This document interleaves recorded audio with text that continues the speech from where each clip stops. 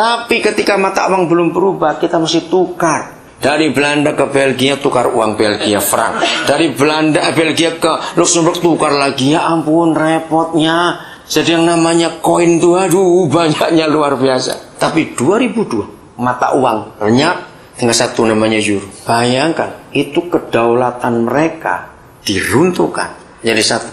Itulah kekuatan satu orang kan muncul yang kita katakan itu tadi. Bisa merubah kayak begitu. Coba kita bayangkan aja, semurah-murahnya rupiah yang jatuh terus gak pernah naik ini tadi.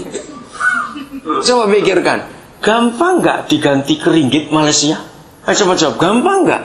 Enggak, susah sekali. Ini uang Eropa itu sudah eksis ratusan tahun. Yang namanya golden itu, zaman nenek kakek kita sudah ada golden itu dulu. Betul enggak? Bisa dibalik begitu saja. Kedaulatan diubah. Itu hebat sekali lihat Eropa itu. Dulu dari Belanda ke Jerman cuma sedikit aja melangkah, perbatasan beda. Periksa paspor, periksa mobil semuanya. Tahun 90 berapa itu? Kami dari Jerman ke Swiss. Nah inginnya jalan-jalan lewat satu kota apa saya lupa namanya. Ternyata kesasar. Kesasarnya nggak tanggung-tanggung. Kami harus melewati satu kota negara kecil namanya Liechtenstein. Itu kecil sekali negaranya. Nah itu perbatasan dengan Austria. Nah sudah malam, tapi kami nggak bisa masuk karena saya nggak punya visa Austria. Saudara, padahal kalau lewat situ cuma 40 menit sampai sudah di Jerman. Tapi karena saya nggak punya visa harus mutar jadi 8 jam. Dan itu mesti naik ferry lagi di danau apa itu? Ya ampun, harus kelihatan di depan mata. Cuma melangkah aja, nggak boleh. Sakit hati nggak kayak gitu. Nah itu kedaulatan. Kita nggak bisa apa-apa, harus tunduk pada kedaulatan itu. Mau ngomong tolonglah cuma lewat aja. Satu coba langsung tentara suruh ngikuti. Nanti kami kan balik lagi, nggak bisa. Nggak ada aturan seperti itu. Pernahkah kita belajar menghormati kedaulatan Tuhan kita seperti itu? Tapi satu bagian lagi, dia adalah Papa buat kita. Dan di sini kita melihat ketika hukuman yang karena dosa harus diubah di dalam kasih. Saudara bisa bayangkan betapa repotnya Papa kita. Karena pas satu niat, setan berkata, kamu gak adil. Kenapa aku salah kamu hukum? Orang itu salah kamu bebas. Betul gak? Setan bisa protes loh. Nah untuk itu dia jadi manusia namanya Yesus. Jadi dia menghukum dirinya sendiri. Hanya mengasihi kita bajingan-bajingan ini loh. Jangan marah saya ngomongin. Betul gak? Jangan marah. Mengasihi kita bajingan-bajingan. Untuk itu setan gak bisa menuduh. Engkau nggak adil. Adil bisa dihukum kok. Ditanggung oleh Tuhan Yesus. Nah ini yang dunia nggak bisa buat. Betul nggak? Dunia nggak bisa buat tuh. Masa ada di pengadilan Yesus aku aja dihukum, orang itu bebas? Nggak bisa. Tapi Papa kita bisa buat. Nah kalau kita sampai pada posisi ini, mengenal Dia yang begitu strict, begitu kaku, begitu tegas dalam hukum. Karena salah itu salah, dosa itu dosa. Tiba-tiba di satu sisi dia bisa punya belas kasihan yang luar biasa. Bajingan-bajingan diampuni kalau bertobat. Inilah kembali kedaulatan kasihnya. Maka itu kalau kita sebagai orang-orang percaya bisa menempatkan diri kita pada posisi yang tepat, yang Dia mau, hidup ini indah dan hidup itu aman. Kira-kira sudah mikir sesuatu apa? Kalau kita melihat Papa kita seperti itu, di satu pihak Dia Tuhan yang adil dan berdaulat. Pribadi yang sama, Dia itu Papa yang penuh kasih. Hebat bukan? Dan tidak ada agama lain yang Tuhannya seperti ini. Tuhan agama lain tergantung kamu. Nanti kamu ditimbang. Betul nggak? Diukur, kamu bisa melewati jembatan ini nggak? Kalau Papa kita nggak, Dia yang nanggung semuanya. Maka itu kurang enak apa kita ini jadi anaknya? Masih kurang ajar lagi. Kurang enak apa? Ayo kita belajar untuk melihat Dia dalam apa itu keadaan yang utuh dan lengkap antara keadilannya, His sovereignty dengan His love, dengan kasihnya itu memang dua kekuatan yang sangat bertolak belakang, tapi di dalam dirinya bisa disatukan, dan itulah kasih. Hebat sekali. Dan ini tidak ada Tuhan lain dan di agama lain. Maka itu kalau kita sebagai anak-anak Papa mau menyatakan kebenaran ini, dunia itu akan kagum melihatnya. Kok bisa? Kita lihat Lukas 7. Ini sebuah kisah yang kita akan temukan betapa orang-orang Farisi itu masih terlalu kaku di dalam kedaulatan Tuhan. Mulai ayat 36. Seorang Farisi mengundang Yesus untuk datang makan di rumahnya. Jelas orang Farisi. Yesus datang ke rumah orang Farisi itu lalu duduk makan. Sebelum saya teruskan, senyimpang dikit dari hal ini. Saudara, saya belajar dari sikap Tuhan kita Yesus. Ternyata apa saja yang dia buat itu selalu punya dampak. Dia mikirkan impact-nya ke orang lain. Selalu.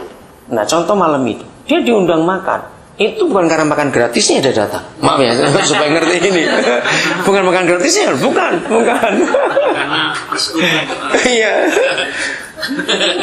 Loh, kenapa pada tertawa? Ada apa ini? Kita datang untuk persekutuan. Iya, makanya itu.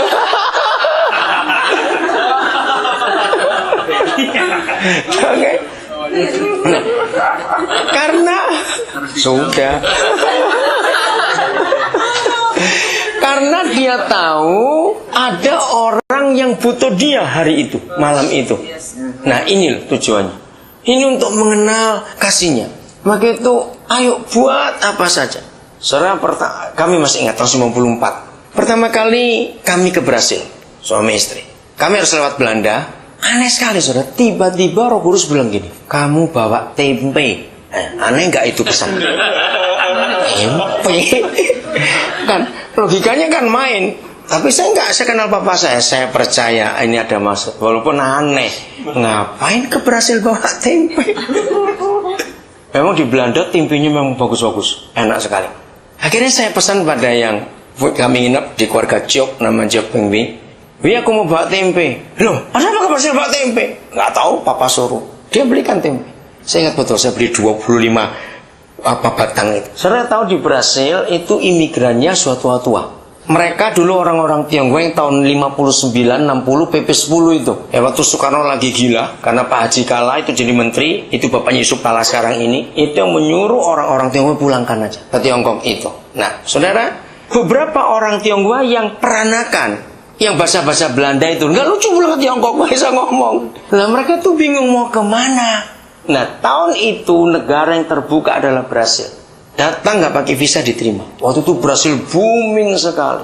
Nah, anak-anak mereka lahir di sana atau besar di sana nggak bisa bahasa Indonesia. Nah, saudara, ternyata ada banyak mereka juga nggak bisa pulang ke Indonesia karena jauh sekali. Brasil ekonominya hancur tahun 70-an akhir itu, mereka nggak bisa pulang. Nah, ternyata cukup banyak mereka yang kangen tempe. Itu yang saya tidak tahu. Jadi waktu kami datang, nginep salah satu rumah penatua kerja Indonesia namanya Om Lim Giliong, orang Semarang. Dia kaget kami datang bawa tempe sebanyak itu. Dan dia telepon teman-temannya yang dia tahu mana kangen tempe itu. Jadi datang orang-orang yang gak Kristen, tapi karena dia ada tempe. Coba bayangkan gak itu? Saya tuh sampai terharu. Bapak, tempe aja yang kau perhatikan ini luar biasa, bayangin. Jadi ketika saya bawa berat, saya pikir pasti ada impactnya ini. Siapa yang mau dijamah Tuhan lewat tempe itu tadi? Itu hebat sekali. Maka itu apa saja yang kita buat, kita harus tanya, impactnya kemana ini? Ada nggak orang-orang yang belum mengenal Tuhan bisa kenal Tuhan gara-gara aku buat ini? Tahun lalu kami pertama diundang ke Korea oleh temannya Pak Beni juga, Mas Hendit itu. Tiba-tiba Roh Kudus tuh ngomong begini, beritahu mereka. Karena ini 100% ya di Korea itu adalah tenaga kerja TKI itu dari Indonesia. Jadi ya apa itu orang pabrik semua lah. Wah, kerja keras betul mereka. Dan sebelum berangkat mereka terus utang dulu, saudara, sampai puluhan juta. Itu memang kejam sekali kok Indonesia. Kenapa bisa begitu? Saya kerjanya setengah mati. Begini Roh Kudus pesan kepada saya, beritahu Pak Endit untuk memberitahu semua komunitas yang akan ikut retreat itu mau titip apa dari keluarganya. Entah itu surat, entah itu apa. Ini mereka ini panitia heran. Karena mereka bilang belum pernah ada pendeta mau datang minta titipan dulu. Mau tanya dulu apa. Roh Kudus gerakkan. Saudara bayangkan dari desa-desa, saudara. Senang dengar kabar seperti itu. Dari orang tua titip foto, titip batik, titip apa. Begitu pula baliknya. Wah, saya jadi banker betul. Sebab uang itu berapa banyak. Uang untuk saya kirim kembali ke Indonesia. Karena kalau kirim uang itu mahal. Berapa biayanya lewat bank itu. Tapi di situ ada impact yang luar biasa. Maka itu mari kita belajar apa saja yang kita buat. Orang lain bagaimana? Maka itu kenapa Tuhan nggak suka betul pada orang pelit. Jangan tersinggung. Betul nggak? Karena orang itu pasti egois.